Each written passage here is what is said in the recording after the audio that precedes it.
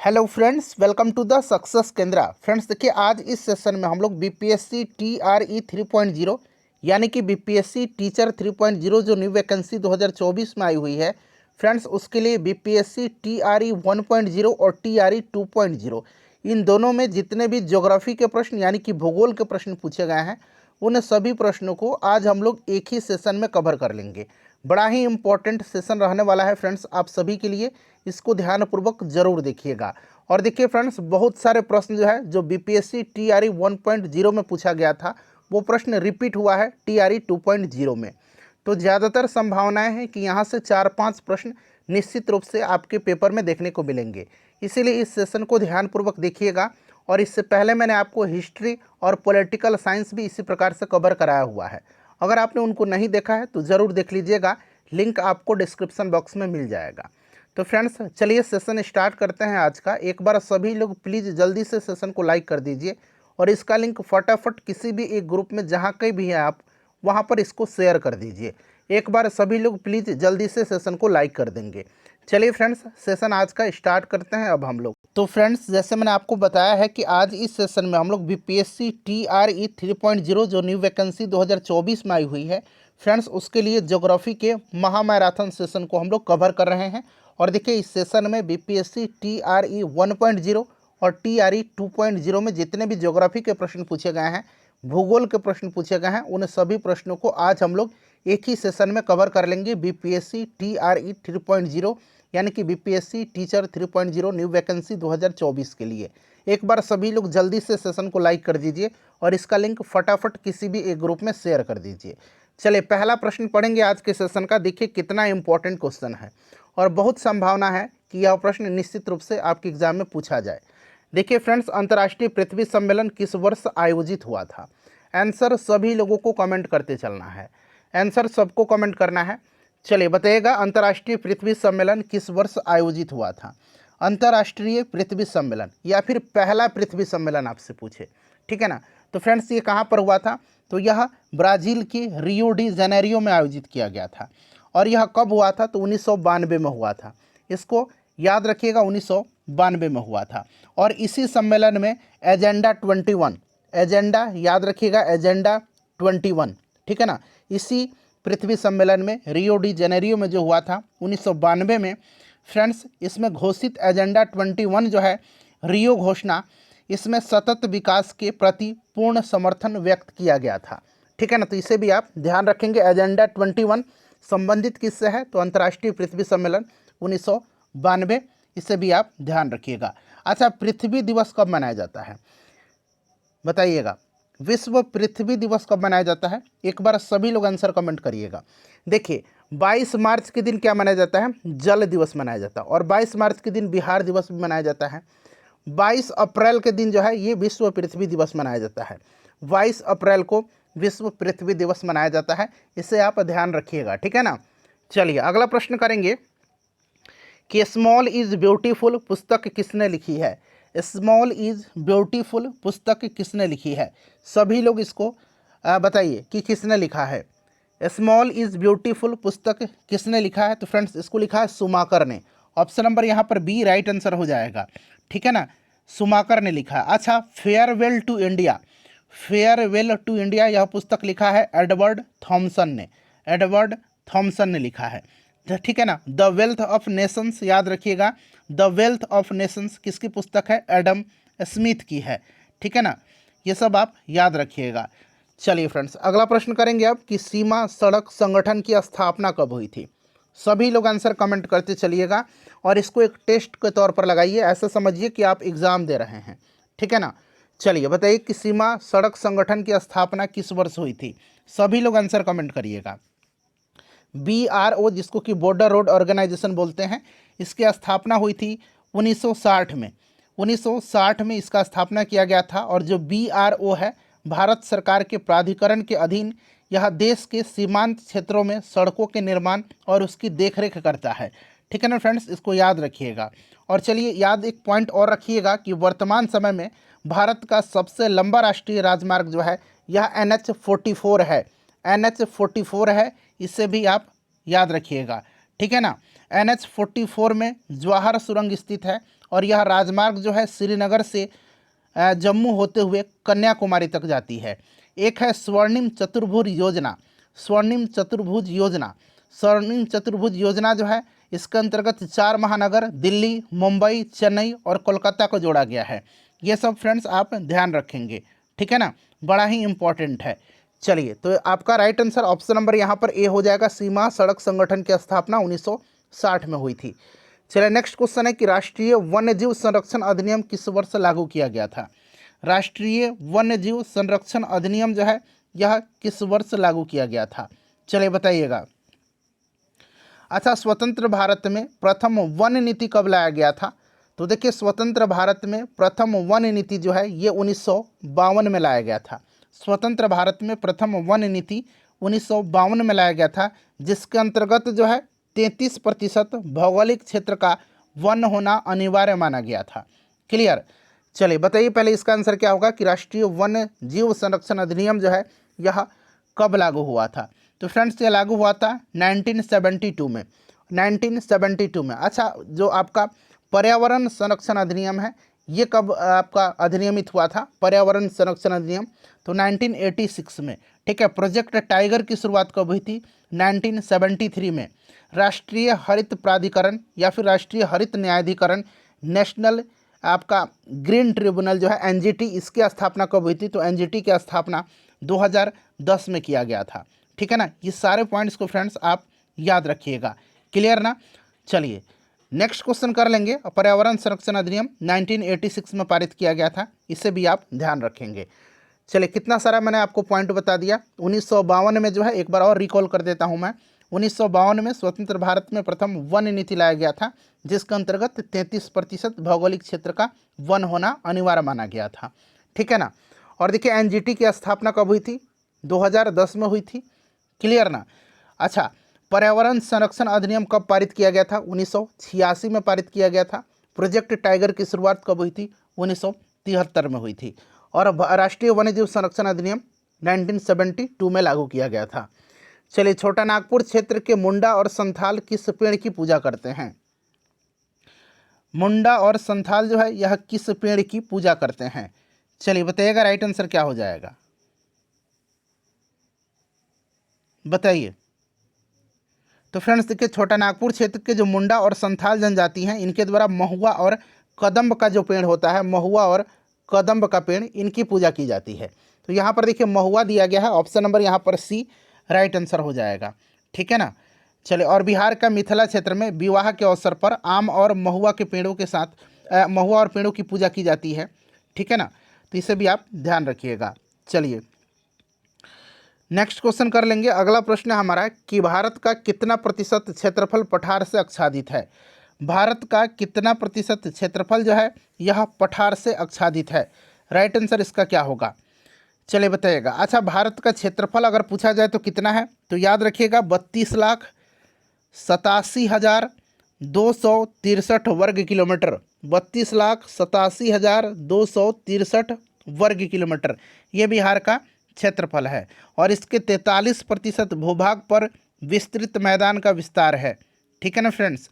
यह भारत का जो कुल क्षेत्रफल जो है आपका, यह विश्व के कुल क्षेत्रफल का कितना है? तो 2.42% है, इसे भी आप ध्यान रखिएगा। और भारत का कितना प्रतिशत क्षेत्रफल पठार से आच्छादित है? तो फ्रेंड्स ये 27% है, ठीक है ना।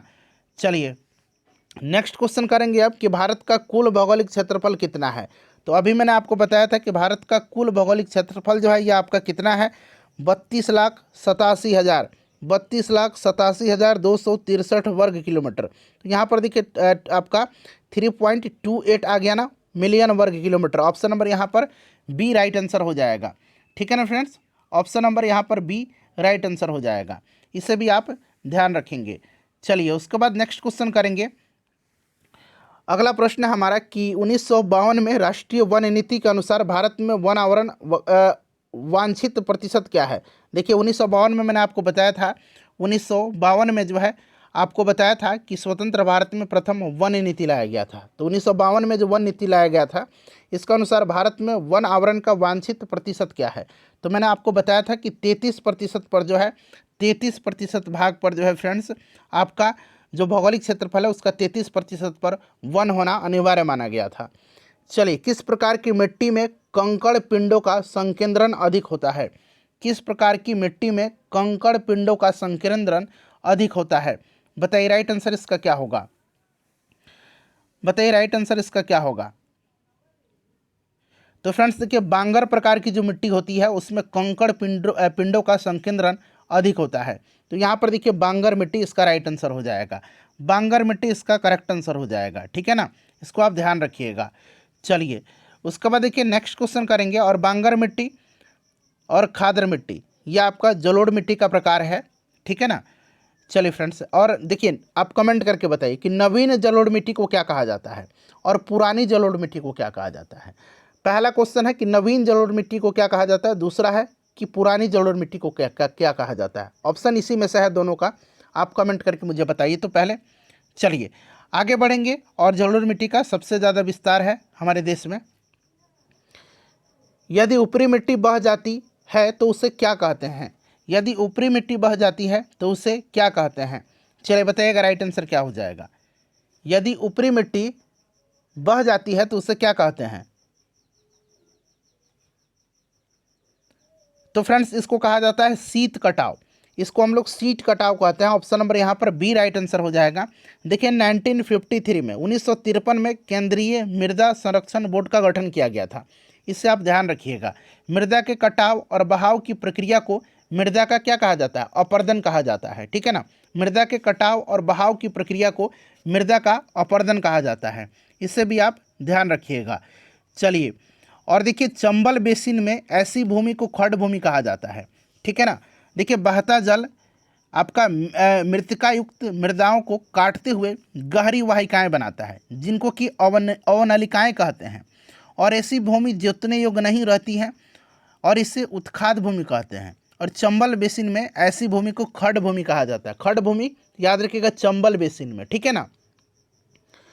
देखिए लेप्चा लोकगीत देश के किस भाग से संबंधित है? लेप्चा जो है यह आपका किस भाग से संबंधित है? बताइए राइट आंसर।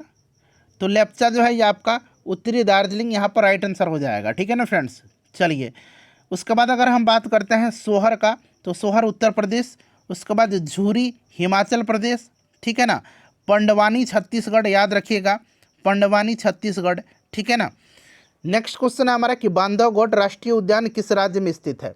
बांधवगढ़ राष्ट्रीय उद्यान जो है ये किस राज्य में है? बांधवगढ़ जो है फ्रेंड्स ये मध्य प्रदेश में है, ठीक है ना, मध्य प्रदेश में है।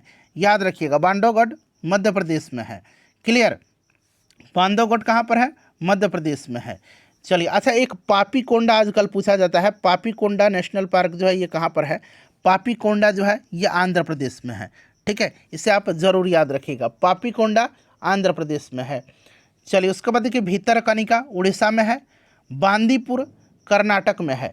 बांदीपुर, ये बांधवगढ़ जो है ये मध्य प्रदेश में है और बांदीपुर कर्नाटक में है, ठीक है।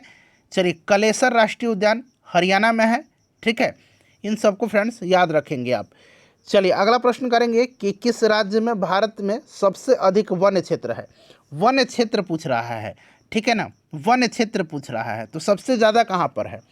देखिए 2021 वाला जो वन रिपोर्ट था उसका अनुसार सबसे ज़्यादा वन क्षेत्र जो है यह आपका मध्य प्रदेश में है, ठीक है ना। सबसे ज़्यादा मध्य प्रदेश में है। और भारत के सर्वाधिक वनावरण प्रतिशत वाला अगर राज्य पूछेगा, प्रतिशत वाला, तो फ्रेंड्स यह राज्य मिजोरम है। तो इस तरह से आप दोनों याद रखिएगा, दोनों पूछा जा सकता है, ठीक है ना। वन क्षेत्र सर्वाधिक पूछेगा तो मध्य प्रदेश, और सर्वाधिक वन क्षेत्र जब प्रतिशत में पूछेगा तब आंसर आपका मिजोरम होगा, ठीक है ना। देश में सबसे ज़्यादा जो है मैनग्रोव वन क्षेत्र वाला राज्य कौन सा है? मैनग्रोव वन क्षेत्र वाला राज्य ये आपका पश्चिम बंगाल है, ठीक है ना, पश्चिम बंगाल है। इसे भी आप ध्यान रखेंगे। क्लियर? पश्चिम बंगाल है। चलिए अगला प्रश्न करेंगे। नेक्स्ट क्वेश्चन है कि निम्नलिखित में से किस संरक्षण रणनीति में सीधे तौर पर सामुदायिक भागीदारी शामिल नहीं है? शामिल नहीं है, बताइएगा किस संरक्षण रणनीति में सीधे तौर पर सामुदायिक भागीदारी शामिल नहीं है? तो फ्रेंड्स यह किसमें है, किसमें नहीं है? तो देखिए ये आपका वन्य जीव अभ्यारण्यों का सीमांकन, इसमें जो है सामुदायिक भागीदारी सीधे तौर पर जो है यह शामिल नहीं है, ठीक है ना। भारतीय वन्य जीव संरक्षण अधिनियम 1972 में लागू हुआ था, ठीक है। मैंने आपको बताया था, क्लियर ना। और एक एपिको आंदोलन है, एपिको आंदोलन, एपिको आंदोलन याद रखिएगा। एपिको आंदोलन जो है, एपिको आंदोलन, यह आपका 1980 के दशक में जो है पांडुरंग हेगड़े, पांडुरंग हेगड़े, पांडुरंग हेगड़े, ठीक है ना, यहाँ मैं लिख देता हूँ पांडुरंग हेगड़े, इन्हीं के नेतृत्व में यह उत्तरी कन्नड़ जिले कर्नाटक में हुआ था, कर्नाटक में हुआ था एपिको आंदोलन, ठीक है। बीज बचाओ आंदोलन 1980 के दशक में हुआ था, विजय जरधारी, धूम सिंह नेगी, ये सब इतना नाम याद नहीं रखना है आपको। बीज बचाओ आंदोलन 1980 में हुआ था, ठीक है, ये सब आप याद रखिएगा। चलिए, और प्रथम भारतीय वन अधिनियम 1865 में लाया गया था, ठीक है। चलिए फ्रेंड्स, अगला प्रश्न कर लेंगे हम लोग कि भारत में जल विद्युत ऊर्जा परियोजनाओं द्वारा बिजली का कितना प्रतिशत योगदान है। ऊर्जा परियोजनाओं जल विद्युत के द्वारा, तो जल विद्युत के द्वारा जो है यह योगदान कितना है, तो लगभग 22% का योगदान है। भारत में प्रथम जल विद्युत संयंत्र की स्थापना दार्जिलिंग में हुआ था 1897 में, 1897 में। कहाँ पर, तो दार्जिलिंग में, याद रखिएगा, ठीक है ना। चलिए, और national hydro electric power corporation की स्थापना 1975 में हुआ था। एनटीपीसी की स्थापना कब हुआ था, तो एनटीपीसी का भी 1975 में ही हुआ था, ठीक है। तो यहाँ पर आपका option number C right answer हो जाएगा। चलिए, उसके बाद नेक्स्ट क्वेश्चन करेंगे और कुछ परियोजनाओं का नाम बता रहा हूँ। जैसे कि आपसे पूछा था सलाल परियोजना जो है ये किस नदी पर है, तो ये चिनाब नदी पर है, जम्मू कश्मीर में, ठीक है। स्वर्ण रेखा परियोजना स्वर्ण रेखा नदी पर है, झारखंड में। मेटूर परियोजना कावेरी नदी पर है, तमिलनाडु में, मेटूर, याद रखिएगा। चलिए, उसके बाद नेक्स्ट क्वेश्चन करेंगे फ्रेंड्स। अगला प्रश्न है हमारा कि भारत के जल जीवन मिशन के अनुसार प्रति व्यक्ति प्रतिदिन पेयजल आपूर्ति की कितनी आवश्यकता है। चलिए बताएंगे इसका राइट आंसर क्या होगा, इसका करेक्ट आंसर क्या होगा। तो फ्रेंड्स, इसका आंसर 55 लीटर होगा। जल जीवन मिशन की शुरुआत हुई थी 2019 में, ठीक है, और यह मिशन जल शक्ति मंत्रालय के अंतर्गत आता है, ठीक है ना। और इसका उद्देश्य क्या है, तो जल को इसका उद्देश्य क्या है, जल को विकसित करना है, ठीक है ना। चले, तो यहाँ पर आपका 55 लीटर राइट आंसर हो जाएगा। उसके बाद देखिएगा कि निम्नलिखित नदियों में से कौन सी मुहाना बनाती है। देखिए, मुहाना या दहाना बनाती हैं, बताइए राइट आंसर इसका क्या हो जाएगा। कौन सी नदी मुहाना बनाती है, तो देखिए इसमें मुहाना या दहाना जो बनाती हैं ये माही नदी बनाती है, ताप्ती बनाती है और नर्मदा भी बनाती है, ठीक है ना। तो 1, 2 और 4 राइट आंसर होना चाहिए, जो कि ऑप्शन में कहीं भी 1, 2 और 4 दिख नहीं रहा है, इसीलिए मेरे हिसाब से तो ऑप्शन ई होगा, उपरोक्त में से कोई नहीं। एक बार आप लोग ज़रा कमेंट करके मुझे बताइएगा, ठीक है ना। ये सूर्य का निर्माण करती हैं ये नदियाँ, ठीक है, ये डेल्टा नहीं बनाती हैं। चलिए, उसके बाद अगला प्रश्न हमारा कि सरदार सरोवर बांध जो है ये किस नदी पर बनाया गया है। सरदार सरोवर बांध जो है यह किस नदी पर बनाया गया है, तो देखिए सरदार सरोवर बांध जो है ये नर्मदा नदी पर है। कहाँ पर है फ्रेंड्स, सरदार सरोवर बांध ये नर्मदा नदी पर है, ठीक है ना, इसको आप ध्यान रखिएगा, नर्मदा नदी पर बनाया गया है। अच्छा देखिए फ्रेंड्स, और भी मैं बता रहा हूँ, जैसे कि अलमाटी बांध पूछा जाएगा, अलमाटी बांध, तो अलमाटी बांध जो है ये कहाँ पर है, कृष्णा नदी में है, ठीक है ना, कृष्णा नदी पर। कावेरी पर कौन सा है, मेटूर बांध है, ठीक है। तो उसके बाद अगर हम बात करते हैं आपका बाण सागर परियोजना सोन नदी पर है, तिलैया परियोजना बराकर नदी पर है, हीराकुंड याद रखिएगा महानदी पर है, ठीक है ना। चलिए, भारत के किस राज्य में वर्षा जल को पलार या पालर पानी कहा जाता है, बड़ा ही इंपॉर्टेंट क्वेश्चन है। तो देखिए इसका राइट आंसर क्या होगा, भारत के किस राज्य में वर्षा जल को पलार या पालर पानी कहा जाता है, तो भारत के राजस्थान राज्य में वर्षा जल को जो है पालर या पलार पानी कहा जाता है। राजस्थान में पीने का जल एकत्रित करने के लिए छत वर्षा जल संग्रहण का तरीका आम है, ठीक है ना फ्रेंड्स, इसको आप ध्यान रखिएगा। और देखिए राजस्थान के जैसलमेर जिला में खादिन, जैसलमेर जिला में खादिन और अन्य क्षेत्रों में जोहड़ जो है इस तरह के उदाहरण है, ठीक है, वर्षा जल संचयन के, क्लियर ना। तो यहाँ पर इसका राइट आंसर आपका राजस्थान हो जाएगा, ठीक है। चलिए, अगला प्रश्न है कि भारत के किस राज्य ने सभी घरों में छत पर वर्षा जल संचयन अनिवार्य कर दिया है, तो यह राज्य कौन सा है। यह योजना जो है आपका तमिलनाडु ने किया है और इसे 2001 से शुरू किया गया था, और तमिलनाडु ऐसा करने वाला पहला भारतीय राज्य है, ठीक है ना, इसको आप ज़रूर याद रखिएगा, काफ़ी इंपॉर्टेंट है। चलिए, तो ऑप्शन नंबर यहाँ पर ए राइट आंसर हो जाएगा। देखिए किस देश में झूम खेती को मिल्पा कहा जाता है। देखिए झूम खेती अलग अलग देश में अलग अलग नामों से जाना जाता है। एक बार आप उसको ठीक से पढ़ के जाइएगा, यहाँ से प्रश्न जो है निश्चित रूप से पूछा जाता है, ठीक है ना। तो यहाँ पर देखिएगा मिल्पा जो कहा जाता है ये कहा जाता है कहाँ पर, मैक्सिको में, ठीक है। अच्छा एक कोनुको है, कोनुको, कोनुको कहा जाता है वेनेजुएला में, ठीक है ना, जो कि कोनुको वेनेजुएला में कहा जाता है, ठीक है ना। उसके बाद रोका कहा जाता है ब्राज़ील में, रोका इसको ब्राज़ील में कहा जाता है, ठीक है। श्रीलंका में इसको चेना कहा जाता है, श्रीलंका में इसको चेना कहा जाता है, क्लियर। लदांग कहा जाता है इसको, लदांग याद रखिएगा, लदांग इंडोनेशिया और मलेशिया में कहा जाता है, ठीक है फ्रेंड्स। तो ये सब आप याद रखिएगा। और तुंगिया कहा जाता है कहाँ पर, तुंगिया इसको म्यांमार में कहा जाता है। चलिए नेक्स्ट क्वेश्चन है कि रक्तहीन क्रांति के आंदोलन की शुरुआत किसने किया था। रक्तहीन क्रांति के आंदोलन, तो देखिए फ्रेंड्स ये जो भूदान आंदोलन है उसको रक्तहीन क्रांति के रूप में भी जाना जाता है। और भूदान आंदोलन की शुरुआत जो है किसने किया था, विनोबा भावे ने किया था। ऑप्शन नंबर यहाँ पर बी राइट आंसर हो जाएगा। 1951 में 1951 में इन्होंने 1951 में जो है इन्होंने पोंचमपल्ली से, यानी कि जो वर्तमान में अब तेलंगाना राज्य में पड़ता है पोंचमपल्ली, वहीं से इसकी शुरुआत किया था। और यह एक स्वैच्छिक भूमि सुधार आंदोलन था, ठीक है। और उड़ीसा में इन्होंने ग्रामोदान आंदोलन शुरू किया था, ठीक है। भूदान आपका अभी वर्तमान में तेलंगाना में पड़ता है पोंचमपल्ली, वहाँ से किया था। और ग्रामदान आंदोलन जो है, ग्रामदान इन्होंने ही किया था, ये उड़ीसा से इन्होंने स्टार्ट किया था, ठीक है। चलिए नेक्स्ट क्वेश्चन कर लेंगे। अगला प्रश्न कि गन्ना उत्पादन में भारत विश्व में किस स्थान पर है। गन्ना के उत्पादन में भारत जो है विश्व में किस स्थान पर है।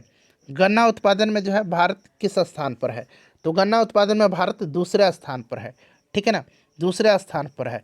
चावल के उत्पादन में प्रथम स्थान पर चीन है, इस चीज़ को आप याद रखिएगा, ठीक है ना।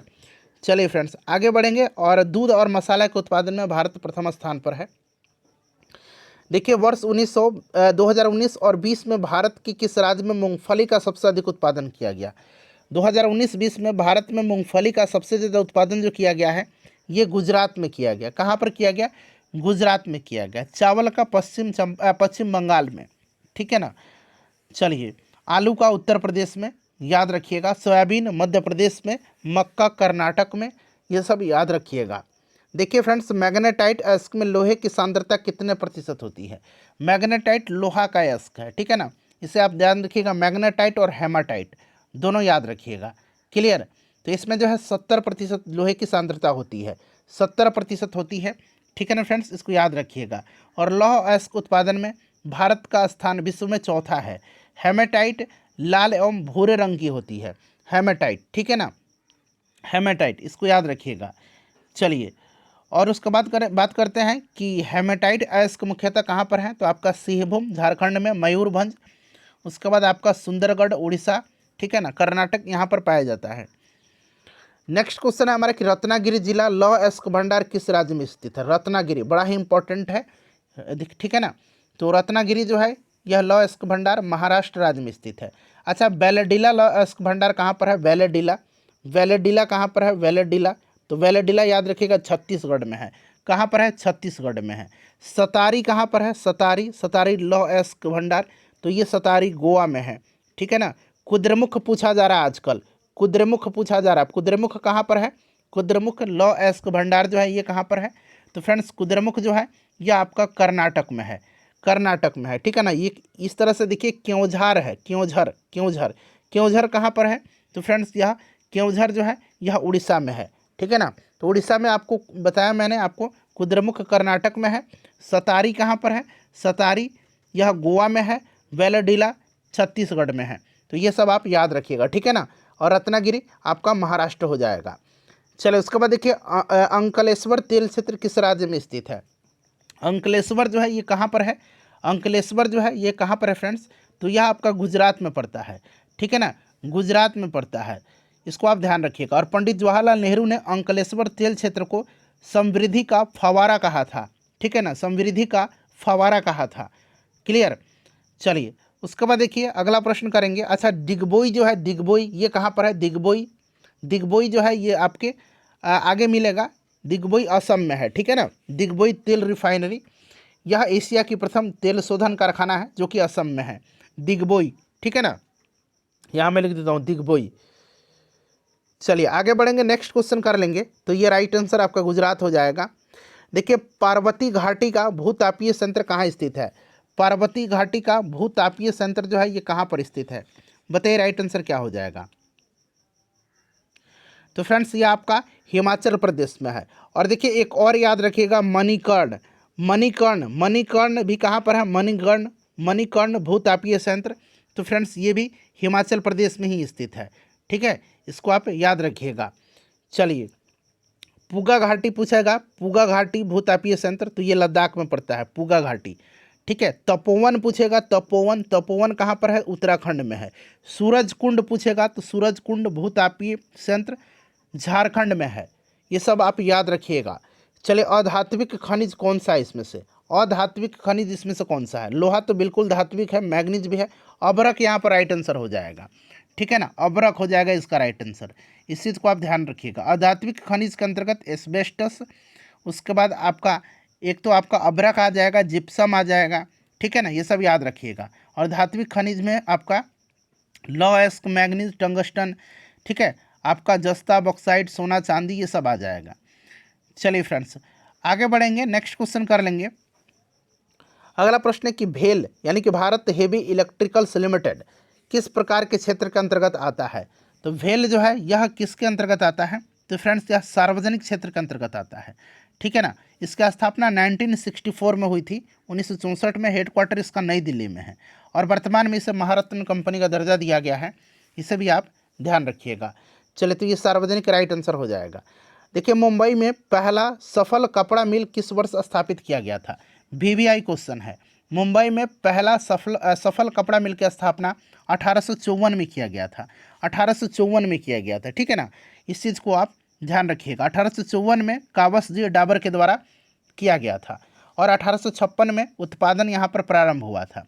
अच्छा, दक्षिण भारत का मैनचेस्टर किसको कहा जाता है? पहले जानिए, भारत का मैनचेस्टर अहमदाबाद को कहा जाता है। दक्षिण भारत का मैनचेस्टर जो है ये कोयम्बटूर को कहा जाता है। उत्तर भारत का मैनचेस्टर कानपुर को कहा जाता है। ठीक है ना, इस चीज़ को आप ध्यान रखिएगा।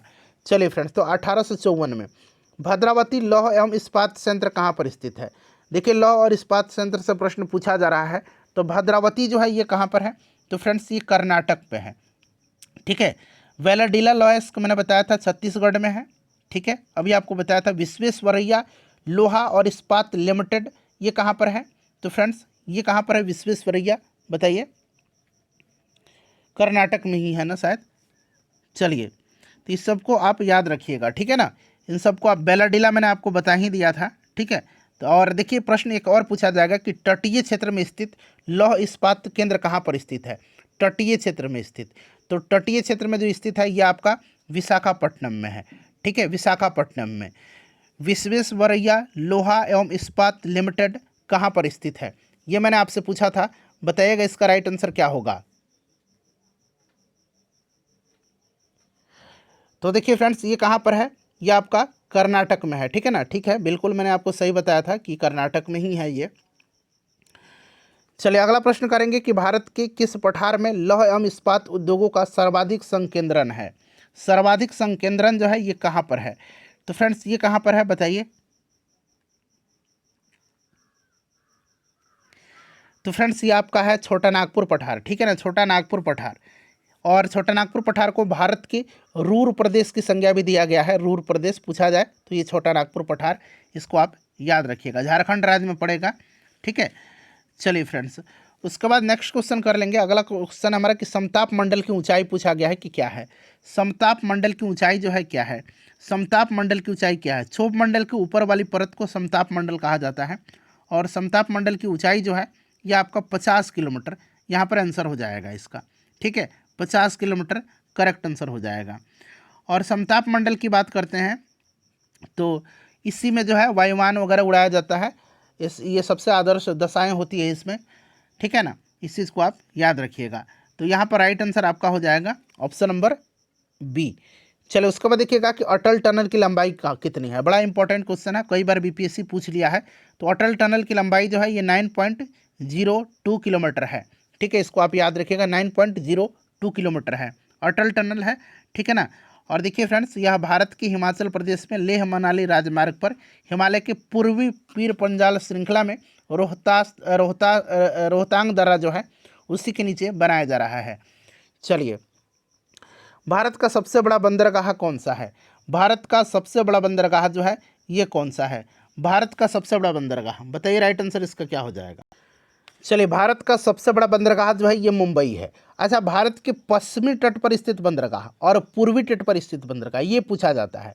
तो भारत के पश्चिमी तट पर जो बंदरगाह है ये आपका कौन कौन सा है? कांडला जो कि गुजरात में पड़ेगा, मुंबई, जवाहरलाल नेहरू पतन नाहवा शिवा महाराष्ट्र में पड़ता है, मार्मोगोवा गोवा में पड़ेगा, न्यू मंगलूर और कोचीन। तो ये आपके पश्चिमी तट के बंदरगाह हैं। और पूर्वी तट की बात करते हैं तो एक तूतीकोरिन हो गया, चेन्नई हो गया, एनौर हो गया। फिर देखिए विशाखापट्टनम और आपका उड़ीसा का पारादीप और पश्चिम बंगाल का हल्दिया, ये सब आपके पूर्वी तट पर स्थित है। इस चीज़ को आप याद रखिएगा। और भारत का सर्वश्रेष्ठ प्राकृतिक बंदरगाह पूछा जाएगा तो विशाखापट्टनम है। भारत का सबसे गहरा बंदरगाह भी पूछेगा तो भी विशाखापट्टनम है, ठीक है। और कांडला जो गुजरात में है यह आपका ज्वारीय बंदरगाह है। तो इन सबको फ्रेंड्स आप याद रखिएगा, ठीक है ना। चलो, उसके बाद देखिएगा कि निम्नलिखित में से किसको राष्ट्रीय राजमार्ग, ठीक है ना, राष्ट्रीय जलमार्ग, ठीक है, वन नाम दिया गया है। जलमार्ग वन नाम दिया गया है। जलमार्ग वन जो दिया गया है यह आपका इलाहाबाद हल्दिया राष्ट्रीय जलमार्ग को दिया गया है, ठीक है, इलाहाबाद हल्दिया। तो यहाँ पर ऑप्शन नंबर यहाँ पर बी राइट आंसर इसका हो जाएगा, ठीक है। चलिए, देखिए भारत में रेलवे को कितने जोनों में पुनर्गठित किया गया है? तो भारत में रेलवे को कितने जोन में बताएंगे? तो फ्रेंड्स देखिए, भारत में 18 रेलवे जोन हैं, ठीक है ना। तो इनमें से कोई नहीं राइट आंसर हो जाएगा।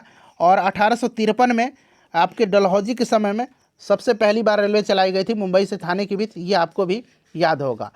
चलिए, उसके बाद नेक्स्ट क्वेश्चन कर लेंगे। अगला प्रश्न हमारा याद रखेंगे आप, इंपॉर्टेंट है यह, ठीक है ना फ्रेंड्स। चलिए, भारत के प्रथम कच्चा तेल पाइपलाइन परिवहन नेटवर्क का नाम बताइए। देखिए फ्रेंड्स, भारत में निर्मित पहली कच्चे तेल पाइपलाइन का जो नाम है वो नाम क्या है? नहरकटिया नूनमती बरौनी पाइपलाइन, जो कि ऑप्शन में आपको नहीं दिया गया। ऑप्शन नंबर ई राइट आंसर हो जाएगा, नहरकटिया नूनमती बरौनी पाइपलाइन। नहरकटिया और नूनमती के बीच पाइपलाइन 1962 में चालू हुआ था और 1964 में नूनमती से बरौनी के बीच में हुआ था, ठीक है ना। नहरकटिया और नूनमती के बीच में 1962 में चालू हुआ था और नूनमती से बरौनी के बीच में 1964 में शुरू हुआ था। तो ये पहली कच्चा तेल पाइपलाइन है भारत का, ठीक है ना।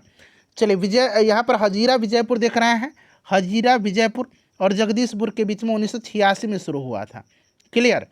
चलिए फ्रेंड्स, आगे बढ़ेंगे। अब अगला प्रश्न कर लेंगे हम लोग कि 1855 में भारत में पहली जूट मिल किस स्थान पर स्थापित किया गया था? तो फ्रेंड्स, यह स्थापित किया गया था रिसरा में, ठीक है ना, रिसरा में स्थापित किया गया था। और जूट उत्पादन में भारत, बांग्लादेश और चीन का महत्वपूर्ण स्थान है। इस चीज़ को आप याद रखिएगा। वर्तमान में जूट उद्योग का केंद्रीकरण पश्चिम बंगाल राज्य में स्थित है, ठीक है। जूट को गोल्डन फाइबर भी कहा जाता है, इस चीज़ को आप ध्यान रखिएगा। तो यहाँ पर आपका हो जाएगा रिसरा में, ठीक है ना, पश्चिम बंगाल में। चलो, उसके बाद देखिएगा कि निम्नलिखित में से कौन सा भारत का सबसे पूर्वी देशांतर और सबसे दक्षिणी अक्षांश है? सबसे पूर्वी देशांतर और दक्षिणी अक्षांश है। चलिए बताएंगे इसका राइट आंसर क्या हो जाएगा, इसका करेक्ट आंसर क्या हो जाएगा। चलिए बताइए, इसका राइट आंसर क्या हो जाएगा कि निम्नलिखित में से कौन सा भारत का सबसे पूर्वी देशांतर और सबसे दक्षिणी अक्षांश है? करेक्ट आंसर इसका क्या होगा? सभी लोग आंसर कमेंट करिएगा। देखिए फ्रेंड्स, मैं आपको थोड़ा सा बता देता हूँ, यहाँ पर आप ध्यान दे दीजिएगा। देखिए, 97 डिग्री 25 मिनट ईस्ट जो है और 8 डिग्री 4 मिनट नॉर्थ जो है ये भारत का सबसे पूर्वी देशांतर और सबसे दक्षिणी अक्षांश है, जो कि यहाँ पर ऑप्शन नंबर यहाँ पर आपको बी में दिख रहा है, ठीक है ना। ये आपका ऑप्शन नंबर यहाँ पर बी राइट आंसर इसका हो जाएगा।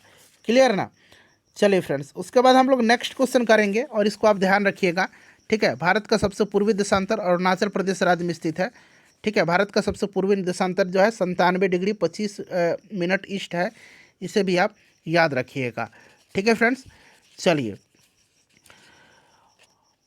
उसके बाद अगला प्रश्न करेंगे। और भारत का सबसे उत्तरी बिंदु अक्षांश जो है 37 डिग्री 6 मिनट है और सबसे दक्षिणी बिंदु जो है ये आपका 8 डिग्री 4 मिनट है, ठीक है ना। चलिए, तो यहाँ पर आपका option number B right answer हो जाएगा, ठीक है फ्रेंड्स। चलिए, उसके बाद देखिए, निम्नलिखित कथन में से कौन सा सही है? इसमें से इसमें से कौन सा सही दिया गया है, ये आपसे पूछा गया है। चलिए फटाफट बताइए। तो यहाँ पर देखिए, अभी मैंने आपको बताया था कि भारत का भूमि क्षेत्रफल जो है ये आपका कितना है फ्रेंड्स, तो 3.28 मिलियन वर्ग किलोमीटर है, तो ये सही है। और भारत की स्थलीय सीमा 15,200 किलोमीटर है, बिल्कुल ये आपका सही दिया गया। मुख्य भूमि की तटीय सीमा की लंबाई 6100 किलोमीटर है, इसे भी याद रखिएगा। और द्वीप सहित भारत की जो कुल तटीय सीमा है ये आपका 7,516.6 किलोमीटर है, ठीक है ना। और भारत की मानक मध्याह्न रेखा 82 डिग्री 45 मिनट ईस्ट है, ये गलत है। 82 डिग्री कितना 30 मिनट ईस्ट है, ठीक है ना, तो ये आपका गलत है। तो ए और बी सही है, इसलिए 1 से अधिक यहाँ पर राइट आंसर होगा, ठीक है। चलिए, भारत की लंबाई और चौड़ाई की दृष्टि से निम्नलिखित में से कौन सा सही है, बताइए। तो भारत की लंबाई और चौड़ाई की दृष्टि से क्रमशः 3214 किलोमीटर और 2933 किलोमीटर, 3214 और 2933, ऑप्शन नंबर यहाँ पर ए राइट आंसर हो जाएगा, ठीक है ना। इसको आप ध्यान रखिएगा। और भारत टोटल कितने देशों के साथ स्थलीय सीमा साझा करता है, तो 7 देशों के साथ। सबसे ज़्यादा किसके साथ, तो सबसे ज़्यादा बांग्लादेश के साथ करता है और सबसे कम अफगानिस्तान के साथ करता है, ठीक है ना फ्रेंड्स। चलो उसके बाद देखिएगा कि मालाबार तट के संबंध में निम्नलिखित में से कौन सा कथन सही है। मालाबार तट के संबंध में कौन सा कथन सही दिया गया है, चलिए बताइएगा। तो देखिए फ्रेंड्स, मालाबार तट की अगर हम बात करते हैं तो मालाबार तट के बारे में थोड़ा सा जान लीजिए। मैंगलोर से कन्याकुमारी तक का तटीय मैदान मालाबार तट कहलाता है, और कन्नड़ तट को भी कभी कभी इसके अंतर्गत शामिल किया जाता है, ठीक है ना। भारत के पूर्वी तट के किनारे यह एक संकीर्ण मैदानी पट्टी है, और गोवा के दक्षिण में पश्चिमी तटीय पट्टी है। और मालाबार तट का अधिकांश भाग केरल राज्य में स्थित है, तो 1 से अधिक यहाँ पर इसका राइट आंसर हो जाएगा, ठीक है ना फ्रेंड्स, इसको आप ध्यान रखिएगा। चलिए आगे बढ़ेंगे। नेक्स्ट क्वेश्चन है कि दक्षिण भारत की नदियों के संबंध में निम्नलिखित में से कौन सा सही है। दक्षिण भारत की नदियों के संबंध में बताइए। तो यहाँ पर देखिएगा, तो देखिए फ्रेंड्स, दक्षिण भारत नदियों के संबंध में कौन सा सही है। तो देखिए, नर्मदा नदी सतपुड़ा श्रेणी के दक्षिण में बह रही है। नर्मदा नदी उत्तर में विंध्याचल और दक्षिण में सतपुड़ा श्रेणी के मध्य भ्रंश घाटी से होकर के प्रभावित होती है, ठीक है ना। तापी नदी सतपुड़ा श्रेणी के दक्षिण में बह रही है, तो इसके बारे में जान लीजिएगा फ्रेंड्स। देखिए, तापी नदी जो है यह मध्य प्रदेश के बैतूल जिले में मुल्ताई नामक स्थान के निकट सतपुड़ा श्रेणी से निकलती है, ठीक है। और तापी नदी जो है फ्रेंड्स, यह सतपुड़ा और अजंता पर्वतों के मध्य भ्रंश घाटी से प्रवाहित होती है, ठीक है। उसके बाद देखिएगा, तो यहाँ पर आप देख सकते हैं कि नर्मदा विंध्य और सतपुड़ा पर्वतमाला के बीच से, नर्मदा जो है यह विंध्य और सतपुड़ा पर्वतमाला के बीच से जो है गुजर रही है नर्मदा। तो अभी मैंने बताया था आपको, सतपुड़ा और विंध्य श्रेणी के मध्य से होकर ये भ्रंश घाटी से होकर के बहती है। तो यहाँ पर 1 से अधिक यहाँ पर राइट आंसर इसका हो जाएगा, ठीक है ना फ्रेंड्स, 1 से अधिक यहाँ पर राइट आंसर हो जाएगा, क्लियर। चलिए उसके बाद नेक्स्ट क्वेश्चन कर लेंगे। अगला प्रश्न है हमारा कि सिंधु और सतलज नदी के बीच स्थित हिमालय को क्या कहा जाता है। अब यहाँ से 2-3 प्रश्न आपका कवर, अब यहाँ से देखिएगा 2-3 प्रश्न आपका कवर होने वाला है, ध्यान से सुनिएगा। देखिए, सिंधु और सतलज नदी के बीच स्थित हिमालय को क्या कहा जाता है। तो सिंधु और सतलज नदी के बीच स्थित हिमालय को कहा जाता है पंजाब हिमालय। इसको क्या कहा जाता है, पंजाब हिमालय कहा जाता है, ठीक है ना। चलिए उसके बाद देखिए, कुमायूं हिमालय किसको कहा जाता है। तो कुमायूं हिमालय कहा जाता है, ठीक है, सतलज नदी और काली नदी के बीच स्थित हिमालय को, सतलज और काली नदी के बीच स्थित हिमालय को कुमायूं हिमालय कहा जाता है, ठीक है, कुमायूं। नेपाल हिमालय किसको कहा जाता है, तो काली और तीस्ता नदी के बीच स्थित हिमालय को नेपाल हिमालय कहा जाता है। असम हिमालय किसको कहा जाता है, तो असम हिमालय तीस्ता और दिहांग नदी के बीच स्थित हिमालय को असम हिमालय कहा जाता है, ठीक है ना। तो ये सब आप ध्यान रखिएगा। चलिए उसके बाद देखिए, निम्नलिखित में से कौन सा ब्रह्मपुत्र नदी का सबसे बड़ा निवासित नदी द्वीप है। तो सबसे बड़ा नदी द्वीप जो है ये आपका कौन सा है, माजुली द्वीप है। माजुली द्वीप यहाँ पर राइट आंसर हो जाएगा, ठीक है। माजुली द्वीप यह विश्व का सबसे बड़ा नदी द्वीप है, याद रखिएगा। निम्नलिखित में से कौन सी भारत की सबसे बड़ी खारे पानी की झील है। सबसे बड़ी खारे पानी की झील जो है इसमें से आपका चिल्का झील है। चिल्का झील आपका कहाँ पर पड़ता है, तो फ्रेंड्स ये उड़ीसा में पड़ता है, ठीक है, याद रखिएगा। यह खारे पानी की लैगून झील है, ठीक है ना। चलिए, पुलिकट कहाँ पर है, तो पुलिकट आंध्र प्रदेश और तमिलनाडु में पड़ता है, दोनों के बॉर्डर पर है। और सांभर यह राजस्थान में है, ठीक है। चलिए, और यह भारत का सांभर जो है अंतःस्थलीय बृहत्तम खारे पानी का झील है, सांभर अंतरस्थलीय। सुंदरवन के संबंध में निम्नलिखित में से कौन सा कथन सही है? तो विश्व का सबसे बड़ा डेल्टा है सुंदरवन डेल्टा, ठीक है ना, इसे आप ध्यान रखिएगा। और यह जो है फ्रेंड्स, यह सुंदरवन बंगाल की खाड़ी के क्षेत्र में भारत और बांग्लादेश में गंगा, ब्रह्मपुत्र और मेघना नदियों की डेल्टा पर जो है यह विश्व का सबसे बड़ा डेल्टा है, ठीक है। इसका नाम सुंदरी पेड़ के नाम से लिया गया है, तो ये भी आपका करेक्ट दिया गया है, ठीक है ना, तो ये भी आपका करेक्ट दिया गया है। और यह रॉयल बंगाल टाइगर का घर है, तो एक से अधिक यहाँ पर राइट आंसर हो जाएगा। चलिए, निम्नलिखित में से किस नदी के किनारे भारत का दूसरा सबसे बड़ा जलप्रपात शिव समुद्रम है ये, ठीक है ना, शिव समुद्रम जो है यह किस नदी के पर है? तो यहाँ पर कावेरी राइट आंसर हो जाएगा, ठीक है ना, कावेरी नदी पर है शिव समुद्रम जलप्रपात, ठीक है ना, कावेरी नदी पर है, याद रखिएगा। चलिए फ्रेंड्स, आगे बढ़ेंगे, अगला प्रश्न कर लेंगे। नेक्स्ट क्वेश्चन है हमारा कि आपका देखिए कोरियोलिसिस बल के संबंध में निम्नलिखित में से कौन सा सही दिया गया है? इसमें से कौन सा सही दिया गया है बताइएगा। कोरियोलिसिस बल एक आभासी बल है जो पृथ्वी के घूर्णन के कारण उत्पन्न होता है, ठीक है, इसकी उत्पत्ति पृथ्वी के घूर्णन के कारण होती है, ये तो आपका सही हो गया। कोरियोलिसिस बल के कारण उत्तरी गोलार्ध में वायु की गति की दिशा जो है, वायु की गति की दिशा के दाएं और दक्षिणी गोलार्ध में गति की दिशा के बाईं ओर बल लगता है। तो आपको देखिए, उत्तरी गोलार्ध में हवाओं के दाईं और दक्षिणी गोलार्ध में बाईं और विक्षेपण के लिए जिम्मेदार है। ध्यान से पढ़िएगा, उत्तरी गोलार्ध में वायु की गति की दिशा के दाएं, ठीक है ना, और दक्षिणी गोलार्ध में बाएं, ठीक है फ्रेंड्स। और देखिए फ्रेंड्स, यह बल उपोष्ण कटिबंधीय उच्च वायुदाब पेटी जो है तथा उपध्रुवीय निम्न दाब पेटी के निर्माण में सहायक होती है।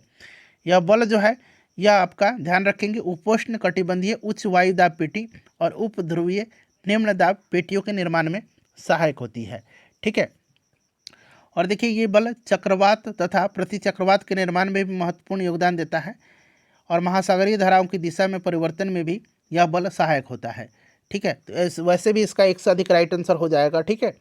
चलिए, उसके बाद देखिएगा कि विश्व में सर्वाधिक वर्षा वाला स्थान मौसिन राम जो है ये कहाँ पर है?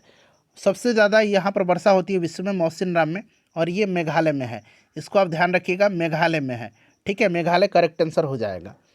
चलिए, अगला प्रश्न है कि भारत में 70 सेंटीमीटर से कम वार्षिक वर्षा वाले क्षेत्र में प्राकृतिक वनस्पति का वर्णन किस रूप में किया जाता है? 70 सेंटीमीटर से कम, तो 70 सेंटीमीटर से कम जो होगी वो आपका उष्ण कटिबंधीय कांटेदार और झाड़ीदार के रूप में किया जाएगा, ठीक है ना। यहाँ पर देखिए, उष्ण कटिबंधीय कांटे और झाड़ियाँ राइट आंसर हो जाएगा। और इस प्रकार के वन में बबूल, बेर, खजूर, इन सब चीज़ के पेड़ उगते हैं, ठीक है, इसे आप याद रखिएगा। चलिए, उसके बाद नेक्स्ट क्वेश्चन कर लेंगे कि भारत में चंदन जो है, चंदन किस प्रकार के प्राकृतिक वनस्पति में पाया जाता है? चंदन जो है ये पाया जाता है आपका उष्ण कटिबंधीय पर्णपाती वनस्पति में, उष्ण कटिबंधीय पर्णपाती वनस्पति में, ठीक है ना, चंदन, इसको आप याद रखिएगा। चलिए, और इसके बाद करते हैं उष्ण कटिबंधीय पर्णपाती वनस्पति, तो ये आपके सह्याद्री के पूर्वी ढलान, प्रायद्वीपीय भारत के उत्तर पूर्वी ढलान पर है, शिवालिक श्रेणी के सहारे, ठीक है ना। तो यहाँ पर आपका right answer option number A हो जाएगा। देखिए, कौन सी विशेषता भारत के उष्ण कटिबंधीय सदाबहार वनों से संबंधित है बताइएगा। तो देखिए फ्रेंड्स, सदाबहार वन की बात करते हैं तो सदाबहार वन में 200 सेंटीमीटर से अधिक वर्षा वाले क्षेत्र में उष्ण कटिबंधीय सदाबहार वन मिलते हैं। 200 सेंटीमीटर से अधिक वर्षा वाले क्षेत्र में, तो 200 से अधिक, ठीक है ना, तो ये आपका हो गया। और देखिए फ्रेंड्स, इस प्रकार के जो आपके वन है उसमें मुख्य क्षेत्र से सह्याद्री यानी कि पश्चिमी घाट, शिलोंग पठार और अंडमान निकोबार द्वीप समूह और लक्षद्वीप है, ठीक है ना। तो ये पेड़ सदाबहार वन ऊंचे और सही है, और सभी पेड़ विशेष मौसम में एक साथ अपनी पत्तियां गिराते हैं। यहाँ पर देख लीजिएगा, उत्तरी सह्याद्री जो प्रदेश है वहाँ पर इनको 16 वन कहा जाता है, ठीक है ना, उनको 16 वन कहा जाता है उष्ण कटिबंधीय सदाबहार वन को, ठीक है, इसको आप ध्यान रखिएगा। चलिए, और देखिए फ्रेंड्स, यहाँ पर अगर हम बात करते हैं तो राइट आंसर इसका एक से अधिक हो जाएगा, ठीक है, एक से अधिक यहाँ पर करेक्ट आंसर हो जाएगा। चलिए, एक से अधिक यहाँ पर राइट आंसर हो जाएगा। ये पेड़ 60 मीटर तक ऊंचे होता है, तो इनकी ऊंचाई भी होती है, ठीक है। चलिए, नेक्स्ट क्वेश्चन है हमारा कि निम्नलिखित में से कौन सा बायो रिजर्व जो है यूनेस्को द्वारा अंतर्राष्ट्रीय स्तर पर मान्यता प्राप्त नहीं है? तो देखिए, यूनेस्को की अगर हम बात करते हैं तो भारत में 18 बायोस्फीयर रिजर्व हैं, और इनमें से आपके यूनेस्को द्वारा जो अंतर्राष्ट्रीय स्तर पर मान्यता प्राप्त बायो रिजर्व हैं वो 12 है, ठीक है। और इसमें से कौन सा नहीं है, तो आप देख सकते हैं फ्रेंड्स, इसमें से जो है कौन सा नहीं है, बताइए राइट आंसर क्या हो जाएगा इसमें से। तो देखिए नीलगिरी बिल्कुल है, ये आपका 2000 में किया गया था। मन्नार की खाड़ी को भी 2001 में किया गया था और सुंदरवन को भी 2001 में किया गया था। तो इसीलिए ऑप्शन नंबर यहाँ पर ई राइट आंसर हो जाएगा, उपयुक्त में से कोई नहीं। क्लियर। चले, रियो डी जेनेरियो में जो पृथ्वी सम्मेलन हुआ था 1992 में, उसको संबोधित देखिए किसको संबोधित करने के लिए बुलाया गया था। तो 1992 में पहला पृथ्वी सम्मेलन हुआ था और यह बुलाया गया था, बताइए। तो देखिए फ्रेंड्स, पर्यावरणीय विकास हेतु कुछ कार्यक्रम इसमें निर्धारित किए गए थे, जैसे कि एजेंडा 21 मैंने आपको बताया था। इसमें विकसित देशों किससे संबंधित कार्यक्रम के अंतर्गत गरीबी निवारण एवं जनसंख्या नियंत्रण को अनिवार्य बनाने पर बल दिया गया था, ठीक है। उसके बाद बात करते हैं, तो देखिए सबको भोजन, स्वच्छ जल और सामाजिक सुरक्षा की उपलब्धता, ये भी था आपका। और पूंजी स्थानांतरण को उदार बनाने पर बल दिया गया। जैव विविधता का सर्वेक्षण और संगठन, जो संकटग्रस्त जीव हैं उनके संरक्षण पर बल दिया गया था। ताप नियंत्रण, वन्य संरक्षण, जैव विविधता और सतत विकास से संबंधित था, ठीक है। तो यहाँ पर देखिए एक से अधिक राइट आंसर हो जाएगा। वैश्विक स्तर पर आर्थिक जो है और राजनीतिक, ये आपका एक से अधिक, यहाँ पर option number D right answer. यहाँ पर देखिए पहला और दूसरा तो एकदम क्लियर है कि सही है, तो इसीलिए यहाँ पर एक से अधिक राइट आंसर होगा। निम्नलिखित में से कौन सा नवीकरणीय संसाधन नहीं है? नवीकरणीय संसाधन इसमें से कौन सा नहीं है? नवीकरणीय, तो देखिए नवीकरणीय संसाधन की अगर हम बात करते हैं तो नवीकरणीय में आपका कौन कौन से, एक अनवीकरणीय होता है, ठीक है, और एक नवीकरणीय होता है, ठीक है। तो यहाँ पर देखिए नवीकरणीय पूछा गया है, तो बताइए राइट आंसर यहाँ पर क्या होगा। नवीकरणीय ऊर्जा संसाधन नहीं है। तो देखिए अगर हम बात करते हैं फ्रेंड्स, तो इसमें से राइट आंसर क्या हो जाएगा। सूर्य, हवा, जल, मिट्टी, ज्वारीय ऊर्जा, ये सब नवीकरणीय संसाधन है। तो यहाँ पर एक से अधिक, यहाँ पर देख सकते हैं ये आपका नवीकरणीय संसाधन नहीं है।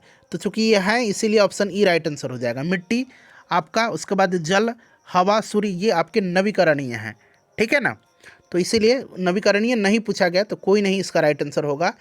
देखिए निम्नलिखित में से कौन सा आंदोलन भारत में वनों की कटाई और सामुदायिक वनीकरण की सुरक्षा से संबंधित है?